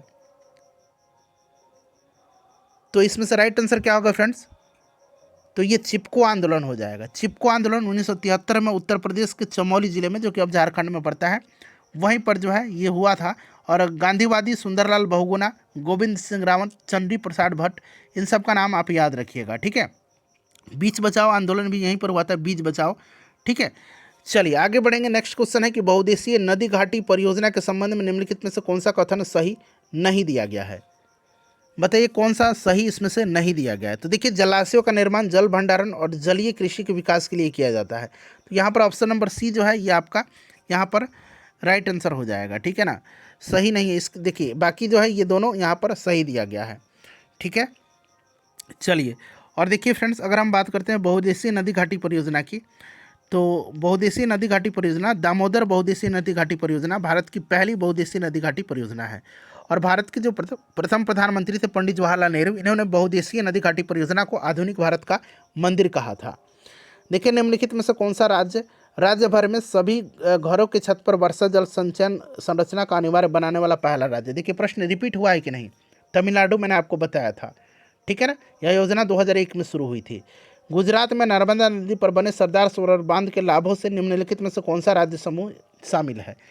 तो ये आपका नर्मदा नदी पर है सरदार सरोवर बांध, गुजरात में, याद रखिएगा। एक तो प्रश्न वैसे बन गया, और इससे जो लाभान्वित राज्य हैं वो आपके मध्य प्रदेश, महाराष्ट्र, गुजरात, राजस्थान हैं।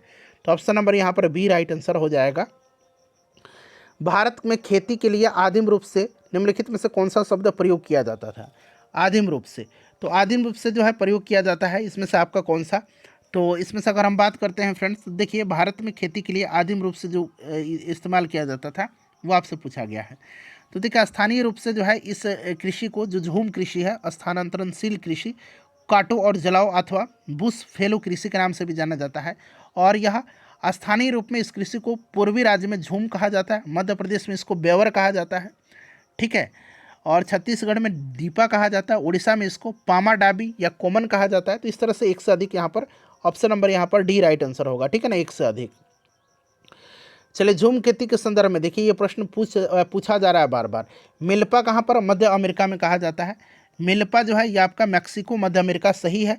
कोनुको कहा जाता है कहाँ पर? कोनुको कहा जाता है वेनेजुएला में, तो ये आपका गलत हो गया। लदांग कहाँ पर कहा जाता है? लदांग कहा जाता है आपको जावा और मलेशिया में, तो ये आपका गलत हो जाएगा। और तो सही कौन सा है? तो ऑप्शन नंबर ए सही है। चलिए, भारत में आरंभ में अरेबिका कॉफ़ी की खेती निम्नलिखित में से किस स्थान पर की गई थी? अरेबिका खेती जो है, अरेबिका यह कहाँ पर की गई थी? तो अरेबिका बाबा बुदन पहाड़ी पर, ठीक है ना, बाबा बुदन पहाड़ी पर अब अरेबिका जो है यहाँ पर खेती की गई थी। ठीक है, इसको आप याद रखिएगा। भारत में दो प्रकार की कहवा कृषि होती है, एक अरेबिका और एक रोबास्टा, ठीक है ना, एक अरेबिका और एक रोबास्टा, इसे भी आप ध्यान रखिएगा। ठीक है ना फ्रेंड्स। चलिए, उसके बाद तो option number B right answer हो जाएगा। निम्नलिखित में से कौन सा खनिज का समूह गैर धात्विक श्रेणी से संबंधित है? गैर धात्विक, धात्विक और गैर धात्विक मैंने बताया था ना आपको। तो देखिए, अबरख, चूना पत्थर, संगमरमर, ये आपका गैर धात्विक समूह है। उसके बाद देखिए, निम्नलिखित में से कौन सा राज्य भारत में पायराइट का सबसे बड़ा उत्पादक राज्य है? पायराइट का सबसे बड़ा उत्पादक राज्य जो है ये कौन सा है? तो फ्रेंड्स, बिहार में पायराइट का सबसे बड़ा भंडार है, सबसे बड़ा उत्पादक पायराइट का बिहार ही है। ठीक है, बिहार में अबरख जो है गया, नवादा, जमुई इन सब क्षेत्रों पर पाया जाता है, इस चीज़ को भी आप ध्यान रखिएगा।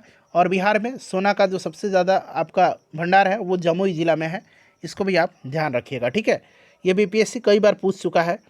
चलिए, भारत में भूतापीय ऊर्जा का दोहन केंद्र कहाँ पर स्थित है? भूतापीय ऊर्जा का दोहन केंद्र जो है ये कहाँ पर स्थित है? चलिए बताइए, राइट आंसर क्या हो जाएगा, इसका करेक्ट आंसर क्या हो जाएगा? तो देखिए, हिमाचल प्रदेश में बात करते हैं तो पार्वती घाटी मैंने आपको बताया था, जहाँ पर मणिकर्ण के गर्म पानी के स्रोत से अत्यधिक मात्रा में बिजली उत्पादन की जाती है। लद्दाख का जो पुगा घाटी है वहाँ पर भी है। और आपके उसके बाद बात करते हैं तो वैसे भी आपका यहाँ पर देख लीजिए, लद्दाख जब दे दिया गया, दो राज्य हो ही गए, तो एक से अधिक पर आप टिक लगा दीजिएगा। ठीक है ना फ्रेंड्स, इसको आप ध्यान रखिएगा। चलिए, नेक्स्ट क्वेश्चन है हमारा कि लौह एवं इस्पात उद्योग के संबंध में निम्नलिखित में से कौन सा कथन सही नहीं है? सही नहीं पूछा गया है लौह एवं इस्पात उद्योग के संबंध में, बताइएगा। तो इसे प्रकाश उद्योग कहा जाता है। लौह और इस्पात उद्योग को बताइए प्रकाश उद्योग कहा जाता है? नहीं, ऑप्शन नंबर यहाँ पर बी राइट। किसी भी यह है, इसे बुनियादी उद्योग कहा जाता है, बिल्कुल सही है। लौह इस्पात उद्योग जो है किसी भी देश का आधारभूत उद्योग होता है और यह कच्चे माल की निकटता वाले क्षेत्रों में स्थित है, बिल्कुल ये सही है। इसे प्रकाश उद्योग कहा जाता है, यह आपका सही नहीं दिया गया है। ठीक है ना फ्रेंड्स, इसको आप याद रखिएगा। क्लियर। चलिए चलिए, अगला प्रश्न है कि भारत में निम्नलिखित में से कौन से चरम स्थान पूर्व और पश्चिम गलियारे से जुड़े हुए हैं? पूर्व और पश्चिम गलियारे, ठीक है ना। तो पूर्व में जो जुड़ा हुआ है यह आपका कौन सा है? असम का सिलचर है, ठीक है ना। और पश्चिम गलियारा पूछ रहा है तो यह गुजरात का आपका कौन सा है? पोरबंदर है, तो इसको आप ध्यान रखिएगा। ठीक है ना, यह आपका सिलचर से पोरबंदर है। ठीक है, अच्छा, तो ये आपका तो पूर्व पश्चिम हो गया, ठीक है ना, यह आपका पूर्व पश्चिम हो गया। क्लियर ना। चलिए फ्रेंड्स, और आपका उत्तर दक्षिण पूछेगा तब क्या बताइएगा, जरा आप कमेंट करके बताइए। तो उत्तर दक्षिण गलियारा, उत्तर दक्षिण गलियारा, मैं वेट कर रहा हूँ, सभी लोग कमेंट करके बताइएगा, सभी लोग कमेंट करिए।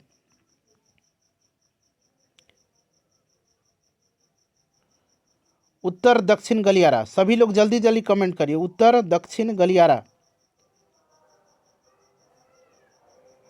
उत्तर दक्षिण गलियारा। तो फ्रेंड्स, यह जम्मू कश्मीर से कन्याकुमारी, ठीक है ना, इसको ध्यान रखिएगा।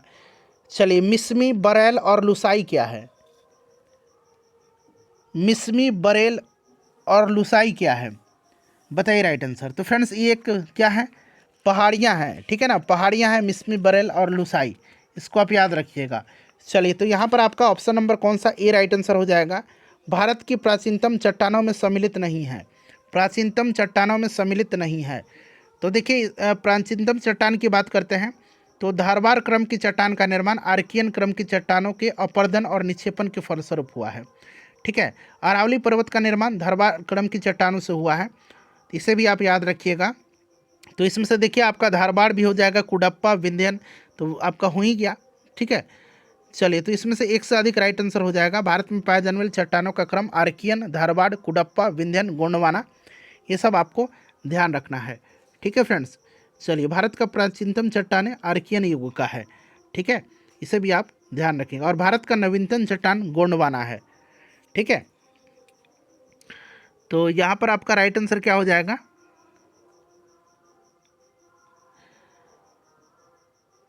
तो एक से अधिक इसका करेक्ट आंसर हो जाएगा। इसमें से कौन सा सम्मिलित नहीं है, तो इनमें से कोई नहीं, चूँकि सारे हैं ना, सम्मिलित नहीं पूछा गया है। देखिए असम हिमालय की हिम रेखा की ऊंचाई पूछा गया है। असम हिमालय की हिम रेखा की ऊंचाई जो है ये कितना है? तो फ्रेंड्स असम हिमालय मैंने बताया था, तीस्ता और दिहांग नदी के बीच की हिमालय को असम हिमालय कहा जाता है, तीस्ता और दिहांग नदी का। और असम हिमालय की हिम रेखा की ऊंचाई 4400 मीटर है, ठीक है ना। चलिए उसके बाद नेक्स्ट क्वेश्चन आ गया कि पेन्नार नदी का उद्गम स्थल है। पेन्नार नदी का उद्गम स्थल है, बताइए राइट आंसर इसका क्या हो जाएगा? पेन्नार नदी का उद्गम स्थल है। पेन्नार नदी का उद्गम स्थल जो है ये कोलार जिले के नंदीदुर्ग पहाड़ी से है, कर्नाटक के, ठीक है ना। और ये बंगाल की खाड़ी में जाकर के गिरती है, नंदी पहाड़ी, ठीक है, याद रखिएगा कर्नाटक। चलिए जनवरी माह में भारत में 20 डिग्री से सेंटीग्रेड की समताप रेखा का विस्तार माना जाता है, बताइए राइट आंसर इसका। तो फ्रेंड्स ये आपका कर्क रेखा के समानांतर किंतु दक्षिण में माना जाता है, ठीक है ना। ऑप्शन नंबर यहाँ पर ए राइट आंसर हो जाएगा, इसे आप याद रखिएगा, ठीक है ना फ्रेंड्स। चलिए उसके बाद नेक्स्ट क्वेश्चन है हमारा कि पश्चिम हिमालय में उपोष्ण कटिबंधीय वनस्पति की विस्तार की उच्चतम सीमा है, उच्चतम सीमा है, बताइए राइट आंसर इसका क्या होगा। तो फ्रेंड्स ये औसत सागर तल से 1524 मीटर, ठीक है ना। चलिए उसके बाद नेक्स्ट क्वेश्चन है हमारा कि भारत में सर्वाधिक ज्वारीय वन वाले राज्य कौन सा है। तो देखिए भारत में सर्वाधिक ज्वारीय वन वाले जो राज्य हैं, सर्वाधिक ज्वारीय वन क्षेत्र वाले राज्य ये कौन से हैं? तो फ्रेंड्स ये पश्चिम बंगाल और गुजरात हैं, ठीक है ना। भारत में सर्वाधिक ज्वारीय वन क्षेत्र वाले राज्य पश्चिम बंगाल और गुजरात है। चलिए महाभारत लेख नामक पर्वत स्थित है। महाभारत लेख नामक पर्वत जो है ये कहाँ पर स्थित है? तो फ्रेंड्स ये नेपाल में स्थित है, ठीक है ना। चलिए अगला प्रश्न कर लेंगे। देखिए इसमें से असुरक्षित प्रजाति जो है ना फ्रेंड्स, एक से अधिक राइट आंसर हो जाएगा। गंगा डॉल्फिन भी है, काला हिरन भी है, और यहाँ तक कि एशियाई हाथी की बात करते हैं तो ये भी असुरक्षित में ही है, क्योंकि यह जो है एक एलिफस प्रजाति की एक जीवित जाति है एकमात्र, जो आपका पश्चिम में भारत से लेकर के पूर्व में बोर्नियो द्वीप तक पाया जाता है। अच्छा, प्रोजेक्ट एलिफेंट की शुरुआत कब हुई थी? 1992 में हुई थी, इसको भी आप ध्यान रखेंगे। तो एक से अधिक यहाँ पर इसका राइट आंसर हो जाएगा। और देखिए भारत में वन संसाधनों के ह्रास का प्रमुख कारण क्या है? तो प्रमुख कारण इसका जो है आपका, इसमें से राइट आंसर कृषि विस्तार हो जाएगा, ठीक है ना। चलिए उसके बाद देखिएगा कि पारिस्थितिकी खेती की परंपरागत विधियों द्वारा नई पद्धतियों के विकास को किसके द्वारा प्रचलित किया गया? तो ये प्रचलित किसके द्वारा किया गया है, बताएंगे इसका राइट आंसर क्या हो जाएगा? बताइए। पारिस्थितिक कृषि प्रणाली में पारिस्थितिक तंत्र को बिना हानि पहुंचाए कृषि की जाती है, ठीक है ना। और इसमें से अगर हम बात करते हैं तो आपका बीज बचाओ आंदोलन, ठीक है, बीज बचाओ आंदोलन, उसके बाद नवदान्य आंदोलन, तो एक से अधिक यहाँ पर राइट आंसर हो जाएगा, ठीक है। तो ऑप्शन यहाँ पर डी करेक्ट आंसर हो जाएगा। चलिए उसके बाद फ्रेंड्स अगला क्वेश्चन हम कर लेंगे, और ये आपका मत्स्य संघ जो है, तवा मत्स्य संघ, तो एक से अधिक यहाँ पर राइट आंसर हो जाएगा इसका। सरदार सरोवर बांध किन राज्यों को कवर करता है? देखिए ये प्रश्न रिपीट भी हो गया है ना। तो अभी मैंने बताया था कि नर्मदा नदी पर है यह, गुजरात में, और यह कवर करता है आपका गुजरात, राजस्थान, महाराष्ट्र और मध्य प्रदेश को। चलिए उसके बाद देखिए अधिकांश नदी घाटी परियोजनाएं जो बाढ़ की रोकथाम के लिए भी निर्मित हुई हैं, परंतु इनसे बाढ़ की स्थिति और भयावह हुई है, क्यों? तो देखिए फ्रेंड्स यहाँ पर अगर हम बात करें तो भारत में दक्षिण पश्चिम मानसून के दौरान अधिक वर्षा होने से और पर्यावरण कारणों से ग्लेशियर से अधिक बर्फ पिघल जाता है, और जिसके कारण बाढ़ की स्थिति बहुत ही भयावह होती जा रही है। और देखिए फ्रेंड्स इसके अगर हम बात करें बाढ़ के भयावह होने के कारण में, तो मानव निर्मित अवरोध है, ठीक है ना, वनों की कटाई है, ठीक है, वनों की कटाई है, और नदियों और नालों में जो है ताल में उसके गाद अवसाद अधिक जमना, इन सब कारण से हुआ है, ठीक है। तो फ्रेंड्स यहाँ पर देखेंगे तो भयावह हुई है, क्योंकि नदी घाटी परियोजना जो बाढ़ की रोकथाम के लिए निर्मित हुई थी, परंतु इसमें बाढ़ की स्थिति और भयावह हुई है। इसका कारण क्या है? तो इनके जलाशयों में अधिक अवसाद जमा हो गए हैं, और अत्यधिक वर्षा से बांध से पानी छोड़ना पड़ा। उसके बाद देखिएगा कि बाढ़ से व्यापक मृदा अपरदन हुआ है, ठीक है ना। तो एक से अधिक यहाँ पर मेरे हिसाब से राइट आंसर इसका होना चाहिए। चलिए उसके बाद देखिएगा कि उस प्रथम राज्य की नाम बताइए जिसे छत पर, देखिए ये कितना बार ये प्रश्न रिपीट हुआ, तीनों में पूछ लिया गया है, ठीक है ना। तो ये तमिलनाडु है, 2001 में शुरू किया गया था। कृषि रिपोर्ट 2017 के मुताबिक भारत में, देखिए भारत विश्व में देश के उत्पादन में दूसरा सबसे बड़ा देश है। तो भारत जो है चावल के उत्पादन में, ठीक है ना, भारत चावल के उत्पादन में किसको उत्पादन, 1 मिनट रुक जाइए, चावल के भी है ना, तो दूसरा देश है ना, गन्ना के भी उत्पादन में है मेरे हिसाब से, ठीक है। तो चावल और गन्ना के उत्पादन में होना चाहिए, ठीक है। तो 1 सदी यहाँ पर राइट आंसर होगा इसका, ऑप्शन नंबर डी, ठीक है। चलिए नेक्स्ट क्वेश्चन कर लेंगे हम लोग।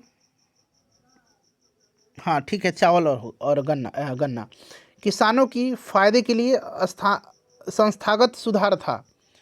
संस्थागत सुधार जो था यह आपका भूमि सुधार था, ठीक है ना। भूमि सुधार यहाँ पर राइट आंसर हो जाएगा, भूमि सुधार, क्लियर। चलिए उसके बाद देखिएगा कि झारखंड का कोडरमा निम्नलिखित में से किस खनिज का प्रमुख उत्पादक है। तो कोडरमा जो है अब्रक के लिए, याद रखिएगा अब्रक के लिए, ठीक है ना, अब्रक राइट आंसर हो जाएगा इसका। उसके बाद देखिए भारत का एकमात्र उद्योग जो आत्मनिर्भर एवं मूल्य श्रृंखला में पूर्ण है वह है, तो ये कौन सा है। तो कपड़ा उद्योग भारत का एकमात्र उद्योग है जो आत्मनिर्भर और मूल्य श्रृंखला में पूर्ण है, ठीक है। तो यहाँ पर वस्त्र उद्योग यहाँ पर राइट आंसर हो जाएगा।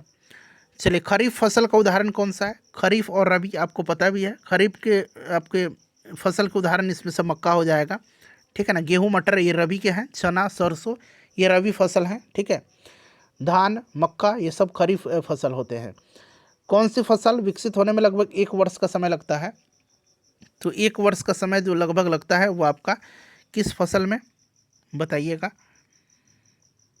तो गन्ने की फसल तैयार होने में लगभग 1 वर्ष का समय लगता है, ठीक है ना, गन्ना का फसल। और कपास की फसल 5-6 महीने में हो जाती है, पटसन की 4-5 महीने में, और जौ की फसल 3-4 महीने में। तो इनमें से कोई नहीं राइट आंसर होगा।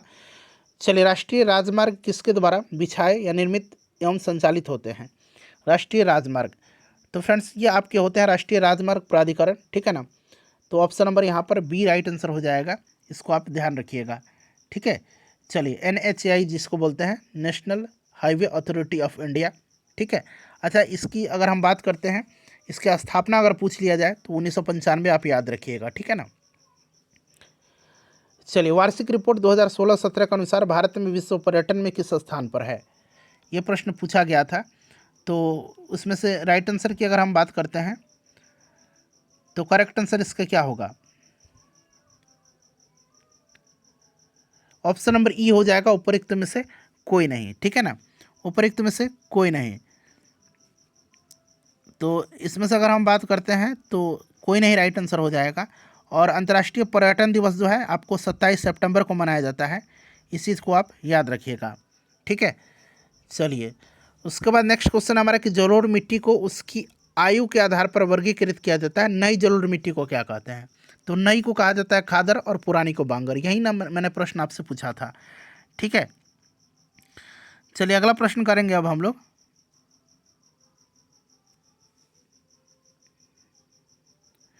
निम्नलिखित में से कौन सी मिट्टी कपास उगाने के लिए आदर्श है। तो काली मिट्टी, इसको रेगुर मिट्टी भी कहा जाता है। भारत में किस स्थान पर सर्वाधिक वर्षा होती है। तो ये मौसिन राम में होती है। मौसिन राम है कहाँ पर, तो ये मेघालय में है। चलिए देखिए फिर से आ गया, ये आपका मिलान कर रहा है। मैक्सिको में जो आपका स्थानांतरणशील कृषि या झूम कृषि है उसको क्या कहा जाता है। तो मैक्सिको में इसको मिल्का कहा जाता है, ब्राज़ील में रोका कहा जाता है, वियतनाम में इसको रे कहा जाता है, ठीक है ना, और इंडोनेशिया में इसको लदांग कहा जाता है। तो ये अब आप लोग मिला लीजिएगा। चलिए भूदान ग्रामदान आंदोलन जिसे रक्तहीन क्रांति के नाम से जाना जाता है, किसने शुरू किया था। तो ये विनोबा भावे ने, ठीक है ना। भूदान आंदोलन जो है इन्होंने शुरू किया था कहाँ पर, तो अभी वर्तमान के तेलंगाना के पोचमपल्ली में, और ग्रामदान उड़ीसा में किया था, ठीक है। तो इसे भी आप ध्यान रखिएगा। चलिए नेक्स्ट हमारा कि कुछ टूथपेस्ट में चमक किस खनिज से आती है। तो ये चमक जो आती है ये अवरक से आती है, ठीक है ना, अवरक यहाँ पर राइट आंसर हो जाएगा। बिहार में कौन सा थर्मल पावर प्लांट मौजूद है। तो बिहार में आपका बरौनी है, ठीक है ना। तो यहाँ पर देखिए बरौनी राइट आंसर हो जाएगा। कांटी भी है, मुजफ्फरपुर जिला में कांटी, बरौनी बेगूसराय में पड़ता है, इससे आप ध्यान रखेंगे, ठीक है। चलिए उसके बाद नेक्स्ट क्वेश्चन कर लेंगे हम लोग। अगला प्रश्न हमारा कि खाली स्थान दिया गया है, भारत में प्रमुख शक्ति प्रदान करने वाला निगम है और इसके आसपास पर्यावरण प्रबंधन प्रणाली, ठीक है ना, इसके लिए ISO प्रमाणन है 14001, ठीक है। तो फ्रेंड्स यहाँ NTPC है, नेशनल थर्मल पावर कॉर्पोरेशन, ठीक है। इसी के पास जो है जो आपका पर्यावरण प्रबंधन प्रणाली 14001 है, ठीक है। तो यहाँ पर NTPC राइट आंसर हो जाएगा। NTPC की स्थापना याद रखिएगा 1975 में हुई थी, 1975 में, ठीक है। चलिए, स्वर्णिम चतुर्भुज सुपर हाईवे समय और दूरी को कम करने के लिए भारत के 4 प्रमुख शहरों को जोड़ता है। निम्नलिखित में से किस विकल्प में वे शहर शामिल है? तो ये 4 शहर कौन कौन से हैं? ये 4 शहर याद रखिएगा कौन कौन से हैं फ्रेंड्स। तो ये आपका दिल्ली, कोलकाता, मुंबई और चेन्नई है। ऑप्शन ए राइट आंसर हो जाएगा, ठीक है ना, इसको आप ध्यान रखिएगा। चलिए नेक्स्ट क्वेश्चन कर लेंगे। और 2001 में जो है इसकी शुरुआत किया गया था, स्वर्णिम चतुर्भुज की 2001 में। निम्नलिखित में से कौन सा बंदरगाह आज़ादी के बाद सबसे पहले बनाया गया था? आज़ादी के बाद सबसे पहले जो बनाया गया था यह बंदरगाह कौन सा है? तो फ्रेंड्स ये आपका गुजरात का कांडला है, ठीक है। चलिए, झारखंड, छत्तीसगढ़ और मध्य प्रदेश राज्य खनिजों और किसके निक्षेपण के मामले में समृद्ध है? बताइए राइट आंसर इसका क्या होगा। तो फ्रेंड्स ये खनिज और कोयला के निक्षेप में, ठीक है ना, तो यहाँ पर कोयला राइट आंसर हो जाएगा।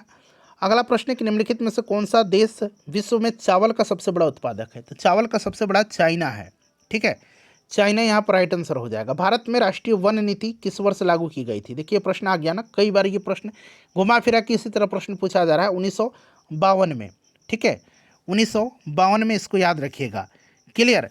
चलिए फ्रेंड्स आगे बढ़ेंगे, नेक्स्ट क्वेश्चन कर लेंगे कि एल्युमिनियम किस कच्चे माल से निकाला जाता है? तो एल्युमिनियम बॉक्साइड से निकाला जाता है। गोबी मरुस्थल कहाँ पर है? गोबी मरुस्थल जो है ये कहाँ पर है? तो गोबी मरुस्थल चीन में है, ठीक है ना, गोबी चीन में है, याद रखिएगा। अच्छा, तकलामाकन मरुस्थल कहाँ पर है? तकलामाकन जो है ये कहाँ पर है? ग्रेट विक्टोरियन ये कहाँ पर है? ग्रेट विक्टोरिया जो है ये आपका ऑस्ट्रेलिया में है। गिब्सन भी ऑस्ट्रेलिया में है, ठीक है। तकलामाकन कहाँ पर है जरा आप मुझे कमेंट करके बताइएगा, ठीक है ना। चलिए, और सबसे बड़ा मरुस्थल जो है ये सहारा मरुस्थल विश्व का, याद रखिएगा। गोबी मरुस्थल मैंने बता दिया आपको। सोन नदी किस नगर से होकर के बहती है? ऐसा ही सीन नदी है, सीन नदी ये पेरिस में बहती है, ठीक है ना, एफिल टावर है वहाँ पर, सीन याद रखिएगा। लंदन में आपका टेम्स नदी है और रोम यानी कि रोम में टाइबर नदी, ठीक है ना, इटली में टाइबर नदी, याद रखिएगा। चलिए, विश्व में कच्चे पटसन का प्रमुख उत्पादक कौन सा है? कच्चे पटसन का प्रमुख उत्पादक जो है यह आपका अपना भारत हो जाएगा, राइट आंसर इसमें से। देखिए निम्न में से कौन सा राज्य में लौह अयस्क उपलब्ध नहीं है? तो बिहार में जो है लौह अयस्क उपलब्ध नहीं है। पैराइट के उत्पादन में बिहार अग्रणी है, याद रखिएगा। दक्षिण गंगोत्री कहाँ पर स्थित है? दक्षिण गंगोत्री जो है ये कहाँ पर स्थित है? तो ये अंटार्कटिका में है दक्षिण गंगोत्री, ठीक है ना। भारत का एक शोध संस्थान है दक्षिण गंगोत्री, इसको आप याद रखिएगा। दक्षिण गंगोत्री, मैत्री और भारती, ये तीनों नाम आप याद रखिएगा, ठीक है। तो ये आपका हो जाएगा अंटार्कटिका में। चलिए, दक्षिण अमेरिका की सबसे लंबी नदी, दक्षिण अमेरिका की सबसे लंबी नदी जो है ये अमेजन नदी है, ठीक है ना, अमेजन नदी है, इसको आप याद रखिएगा। अमेजन नदी है, ठीक है, अमेजन नदी। और अमेजन नदी के मुहाने को विषुवत रेखा काटती है, इसे भी आप याद रखिएगा। और फ्रेंड्स देखिए नील नदी जो है ना, नील नदी इसके बारे में जान लीजिए, ये विश्व की सबसे लंबी नदी है, ठीक है। चलिए, भारत का अधिकतम गेहूं उत्पादक राज्य कौन सा है? तो गेहूं उत्पादक राज्य अधिकतम जो है इसमें से आपका उत्तर प्रदेश हो जाएगा। देखिए, पहला पृथ्वी सम्मेलन एजेंडा 21 में निहित क्या है? तो निश्चित रूप से पर्यावरण संरक्षण है, वैश्विक सतत विकास भी है, तो एक से अधिक वैसे भी इसका राइट आंसर हो जाएगा, ठीक है ना, 1992 में रियो डी जेनेरियो। चलिए, उसके बाद देखिएगा कि विश्व का सबसे अधिकतम कोयला उत्पादक देश कौन सा है? तो सबसे ज़्यादा कोयला उत्पादन जो करता है यह आपका चाइना करता है, ठीक है ना, चाइना राइट आंसर हो जाएगा। विश्व में सर्वाधिक चांदी का उत्पादन मैक्सिको करता है। यूरेनियम का उत्पादन कजाकिस्तान करता है, ठीक है ना। गन्ना का उत्पादन ब्राज़ील करता है, तो ये सब याद रखिएगा आप। चलिए, तो यहाँ पर आपका चाइना हो जाएगा। भारत का सबसे पुराना तेल शोधक कारखाना आ गया ना, तो यह आपका कौन सा है बताइए, सबसे पुराना तेल शोधक। तो फ्रेंड्स इसमें से अगर हम बात करते हैं तो सबसे पुराना जो है ये आपका दिग्बोई है, जो कि असम में है। तो इनमें से कोई नहीं राइट आंसर होगा, ठीक है ना, उपयुक्त में से कोई नहीं यहाँ पर राइट आंसर हो जाएगा। विश्व में एल्युमिनियम का सबसे बड़ा उत्पादक कौन सा देश है? तो एल्युमिनियम का सबसे उत्पादक देश जो है यह आपका चीन है, विश्व में सबसे बड़ा एल्युमिनियम का उत्पादक, ठीक है। तो इनमें से कोई नहीं राइट आंसर हो जाएगा। ग्रेट विक्टोरिया मरुस्थल मैंने बताया था ना कहाँ पर है, बताइए आप कमेंट करके इसका आंसर बताइएगा। वीडियो को लाइक करिए और इसको शेयर कर